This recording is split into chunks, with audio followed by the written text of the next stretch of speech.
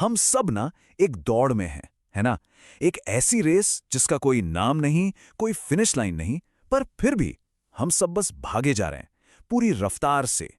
एक बेहतर नौकरी, एक बड़ा घर, एक ज्यादा चमक-दमक वाली जिंदगी।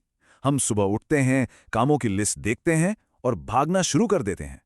और इस भाग-दौड़ में हम अक्सर ये भूल जाते हैं कि जिंदगी सिर्फ सांस लेने का नाम नहीं, बल्कि हर सांस को महसूस करने का नाम है।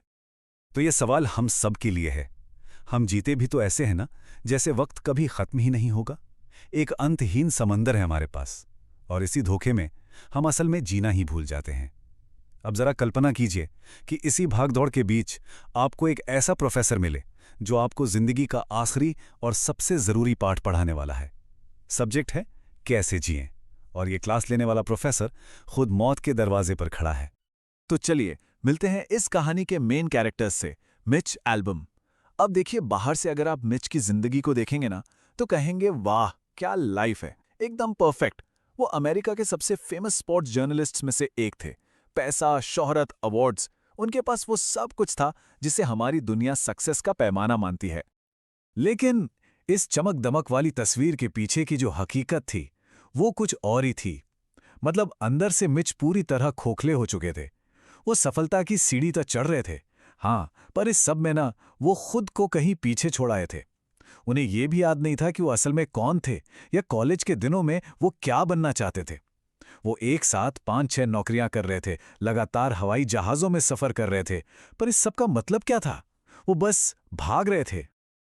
और फिर एक रात कुछ ऐसा हुआ। देर रात मैच यूं ही टीवी पर चैनल बदल रहे थे और अचानक उनकी नजरें एक चेहरे पर आकर रुक गईं। ये उनके पुराने कॉलेज प्रोफेसर थे, मॉरिस श्वार्ट्ज। मॉरी को एएलएस नाम की एक लाइलाज बीमारी थी। एक ऐसी बीमारी जो धीरे धीरे उनके शरीर की हर मांसपेशी को पत्थर बना रही थी। वो हिल नहीं सकते थे, पर उनकी आंखों में वही पुरानी चमक थी और उनका दिमाग पहले से कहीं ज्यादा तेज था। मिच को लगा जैसे किसी ने उन्हें गहरी नींद से जगा दिया हो। उन्हें एहसास हुआ कि ये उनका आखिरी मौका है उस इंसान से मिलने का जिसने कभी उन्हें जिंदगी के बड़े सपने देखना सिखाया था। तो मिच मॉरिस से मिलने उनके घर पहुंचे। उनके दिमाग में यही था कि भाई, एक बीमार लाचार आदमी से मिलने जा रहा हूं, थोड़ी हिम्मत दूंगा। लेकिन हुआ क्या? ठीक इसका उल्टा। उस मरते हुए प्रोफेसर ने, जो अपनी जिंदगी की आखिरी सांसें गिन रहा था, मिच को जीना सिखाना शुरू कर दिया। और यहीं से हर मंगलवार को होने वाली जिंदगी की उस सबसे बड़ी क्लास की शुरुआत हुई, जिसका कोई सिलेबस नहीं था, कोई परीक्षा नहीं थी, बस जिंदगी के सबसे गहरे सच थे। जब मिच पहली बार मॉरी के स्टडी रूम में पहुंचे ना, तो वो हैरान रह गए।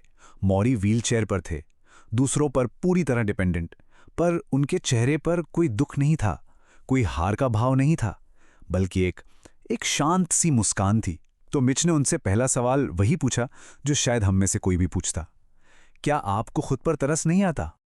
और मॉरी का जो जवाब था ना, वो अपने आप में जिंदगी का एक बहुत बड़ा सबक था। उन्होंने कहा, हाँ आता है, बिल्कुल आता है। मैं खुद को हर सुबह थोड़ा सा रोने की, अपनी किस्मत पर तरस खाने की इजाजत देता हूं। मैं अपने शरीर के हर उस हिस्से को याद करता हूं जो अब काम नहीं करता, पर उसके बाद मैं उन चीजों पर ध्यान लगाता हूं जो मेरे पास अभी भी हैं। सोचने की क्षमता, लोगों का प्यार, और हर सुबह एक नई खिड़की से दुनिया को देखने का मौका। आत्मदया एक दलदल जैसी है, आप जितना उसमें रहेंगे उतना ही नीचे धंसते जाएंगे। मौरी का सबक था, अपनी तकलीफ को महसूस करो, उसे मानो, पर उसमें फंसे मत रहो। मौरी की क्लास का अगला टॉपिक था वो चीज जो हम सबको भगा रही है, हमारी सोसाइटी का, हमारे कल्चर का ब्रेन वॉश। मौरी कहते थे कि हमारी पूरी कल्चर हमें एक ही मंत्र रटाती है, और ज्यादा ही अच्छा है। और ज्यादा पैसा कमाओ, और ज्यादा चीजें खरीदो, और ज्यादा सक्सेसफुल बनो। हमें यकीन दिलाया जाता है कि जब हम ये सब पालेंगे तो हम खुश और संतुष्ट हो जाएंगे। और इसी मंत्र को मौरी सबसे बड़ा झूठ कहते थे। वो कहते थे, देखो, अगर तुम समाज के इन गलत पैमानों को अपना लोगे ना, तो हमेशा भूखे और खाली ही महसूस करोगे। तुम्हें कभी नहीं लगेगा कि तुम्हारे पास काफी है। ये एक ऐसी दौड़ है जिसकी कोई फिनिश लाइन ही नहीं है। आज एक नया फोन है तो कल उससे बेहतर मॉडल आ जाएगा। आज एक बड़ी कार है, कल उससे बड़ी कार की चाहत होगी। ये एक कभी ना खत्म होने वाला चक्कर है। तो फिर असली खुशी, असली संतुष्टि है कहाँ? मौरी के हिसाब से वो चीजें जमा करने में है ही नहीं, बल्कि देने में है। अपना वक्त देना, अपना ध्यान देना, अपनी करुणा देना, अपना प्यार देना। जब आप किसी की मदद करते हैं, जब आप अपनी कम्युनिटी का हिस्सा बनते हैं, जब आप किसी के जीवन में अच्छा बदलाव लाते हैं, तो आपको एक ऐसा मतलब मिलता है जो कोई भी सैलरी, कोई भी अवार्ड कभी नहीं दे सकता। वो आपके दिल को भरता है, आपके बैंक अकाउंट को नहीं। अच्छा, अगला सबक था हमारी अपनी अंदरूनी दुनिया के बारे में। हम लोग क्या करते हैं, हम अक्सर अपनी मुश्किल भावनाओं से भागते हैं। दुख, डर, गुस्सा, इनसे बचने के लिए हम खुद को काम में डुबो लेते हैं, सोशल मीडिया में खो जाते हैं, कुछ भी करते हैं बस इनका सामना ना करना पड़े। लेकिन मौरी, जो हर दिन दर्द से गुजर रहे थे, वो एक बिल्कुल अलग रास्ता दिखाते हैं। वो सिखाते हैं डिटैचमेंट का सिद्धांत। अब इसका मतलब ये नहीं है कि आप फील करना बंद कर दो या अपनी भावनाओं को दबा दो। नहीं, इसका मतलब है उन्हें पूरी तरह से महसूस करो, अपने अंदर से गुजरने दो। जब डर या दुख की लहर आए तो उससे लड़ो मत, आने दो, महसूस करो और फिर जाने दो। जैसा मौरी कहते थे, तुम लहर नहीं हो, तुम वो समंदर हो जिसमें लहरें उठती और गिरती हैं। भावनाओं को अनुभव करो, पर भावनाएं बन मत जाओ। भावनाओं से ही जुड़ा एक और सबक था माफी का। मौरी अपनी जिंदगी का सबसे बड़ा पछतावा बताते हैं। उनके एक बहुत करीबी दोस्त थे, नॉर्मन। एक जरा सी बात पर दोनों की दोस्ती में दरार आ गई और दोनों ने अपने ईगो में एक दूसरे से बात करना बंद कर दिया। साल बीत गए और फिर अचानक नॉर्मन की कैंसर से मौत हो गई। मौरी को उनसे माफी मांगने का या उन्हें माफ करने का मौका कभी नहीं मिला। ये बोझ वो हमेशा अपनी छाती पर महसूस करते रहे।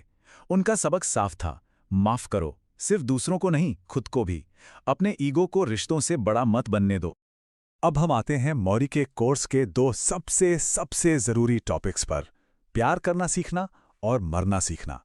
क्योंकि अगर पैसा, शोहरत ये सब जिंदगी का असली मतलब नहीं है, तो फिर क्या है? मौरी के हिसाब से जवाब इन्हीं दो बातों में छुपा है। मौरी कहते हैं, एक बार जब तुम मरना सीख जाते हो, तुम जीना सीख जाते हो। ये सुनने में थोड़ा अजीब लगता है ना, पर ये उनका सबसे गहरा सबक है। इसका मतलब बस इतना है कि जब आप इस सच्चाई को दिल से मान लेते हो कि आपका वक्त लिमिटेड है, आप हमेशा यहाँ नहीं रहने वाले, तो अचानक आपकी प्रायोरिटीज बदल जाती हैं। आप छोटी-मोटी बेमतलब की बातों पर अपनी एनर्जी बर्बाद करना बंद कर देते हैं। आपको एहसास होता है कि हर पल, हर रिश्ता कीमती है। मौत का डर असल में एक अनजी हुई जिंदगी का डर है। जो लोग पूरी तरह से जीते हैं, वो मौत से नहीं डरते। तो फिर जिंदगी का निचोड़ क्या है, सार क्या है? मौरी का जवाब एकदम साफ था, प्यार। प्यार देना और प्यार पाना। जिंदगी के आखिर में आपको अपनी कार या बैंक बैलेंस याद नहीं रहने वाला। आपको सिर्फ वो पल याद रहेंगे जो आपने उन लोगों के साथ बिताए जिनसे आपने प्यार किया और जिन्होंने आपसे प्यार किया। जब आप लोगों के दिलों में अच्छी यादें और प्यार छोड़कर जाते हैं, तो आप कभी नहीं मरते। आप उनकी यादों में, उनकी कहानियों में हमेशा जिंदा रहते हैं। यही है असली विरासत। और इसका सबसे बड़ा जीता जागता सबूत तो खुद मौरी थे। सोचिए, उनका शरीर हर दिन साथ छोड़ रहा था, पर उनका कमरा, वो प्यार से भरा हुआ था। उनके दोस्त, उनके पुराने स्टूडेंट्स, उनका परिवार, सब उनसे मिलने आते थे, उनसे बात करने, उन्हें हंसाने। उन्होंने अपनी पूरी जिंदगी रिश्तों में इन्वेस्ट किया था, और अब जिंदगी के आखिर में वही इन्वेस्टमेंट उन्हें सबसे बड़ा रिटर्न दे रहा था। वो दुनिया के सबसे अमीर इंसान थे, क्योंकि वो प्यार से घिरे हुए थे। तो सवाल ये है कि इन सारे सबकों को हम अपनी जिंदगी में कैसे लागू करें। मौरी की क्लास अब अपने फाइनल स्टेज में थी। ये ग्रेजुएशन का वक्त था, जहां उन्होंने जीने की पूरी कला का सार कुछ बहुत ही सिंपल पर बहुत पावरफुल आइडियाज में समझाया। एक दिन मिच ने मौरी से एक सवाल पूछा, अगर आपको बस एक और पूरी तरह से हेल्दी दिन मिले, तो आप क्या करेंगे? अब शायद मिच को उम्मीद थी कि कोई बहुत बड़ा, बहुत एक्साइटिंग जवाब मिलेगा, कि वो दुनिया घूमेंगे या इटली जाकर पास्ता खाएंगे या कुछ ऐसा ही असाधारण करेंगे। लेकिन मौरी का जवाब बहुत ही साधारण था, और शायद इसीलिए बहुत ज्यादा खूबसूरत। उन्होंने कहा, मैं सुबह उठूंगा, थोड़ी एक्सरसाइज करूंगा, दोस्तों के साथ नाश्ता करूंगा, तैरने जाऊंगा, शाम को थोड़ा डांस करूंगा और परिवार के साथ खाना खाकर बस शांति से सो जाऊंगा। ये किसी करोड़पति का दिन नहीं था, ये एक आम इंसान का एक साधारण दिन था। और यही तो मौरी का आखिरी सबक था। जिंदगी की असली खूबसूरती और खुशी इन्हीं छोटे छोटे साधारण पलों में छिपी है, जिन्हें हम अक्सर अनदेखा कर देते हैं। मौरी का एक और पावरफुल आइडिया था, अगर समाज की कल्चर आपको वो नहीं दे रही जो आपको चाहिए, तो अपनी खुद की कल्चर बनाओ। मतलब उस भेड़ चाल का हिस्सा बनने की कोई जरूरत नहीं है जो सिर्फ पैसे और स्टेटस के पीछे भाग रही है। आप अपने खुद के नियम बना सकते हैं, अपनी खुद की वैल्यूज तय कर सकते हैं। तय करें कि आपके लिए क्या जरूरी है, दया, करुणा, परिवार, समुदाय। जब आप अपनी रूल बुक खुद लिखते हैं ना, तो समाज के ब्रेन वॉश का आप पर कोई असर नहीं होता। मौरी की मौत के बाद मिच को समझ आया कि उनका कोर्स अभी खत्म नहीं हुआ है, बल्कि अब तो शुरू हुआ है। अब उनकी असली परीक्षा थी इन सबकों को अपने जिंदगी में जीने की। उन्होंने वो भागदौड़ बंद कर दी, अपनी जिंदगी को बदला, अपने भाई से रिश्ता सुधारा जिससे वो सालों से दूर थे, और ये किताब लिखी। ये किताब मौरी के साथ उनका फाइनल थीसिस थी। ये पक्का करने का एक तरीका कि मौरी की आवाज और उनके सबक कभी खामोश ना हो। मौरी अपनी जिंदगी के आखिरी पल तक एक टीचर ही रहे। उनकी बीमारी ही उनका क्लासरूम बन गई थी और उनकी जिंदगी उनका आखिरी और सबसे महान लेक्चर। उनकी विरासत कोई बिल्डिंग या कोई अवार्ड नहीं थी, बल्कि बस ये जानना था कि उनकी वजह से किसी और की जिंदगी थोड़ी सी बेहतर बने, थोड़ी ज्यादा प्यार और उम्मीद से भर गई। मौरी का वो परफेक्ट साधारण सा दिन हम सब के लिए एक बहुत बड़ा सवाल छोड़ जाता है। दोस्तों से एक अच्छी सी बातचीत, सुबह की पहली कॉफी का स्वाद, किसी अपने का हाथ थामना, ये वो छोटे छोटे मामूली से पल हैं जिनसे जिंदगी की खूबसूरत तस्वीर बनती है। तो सवाल ये है कि हम अपने उस आदर्श साधारण दिन को जीने के लिए आखिर किस चीज का, किस पल का इंतजार कर रहे हैं।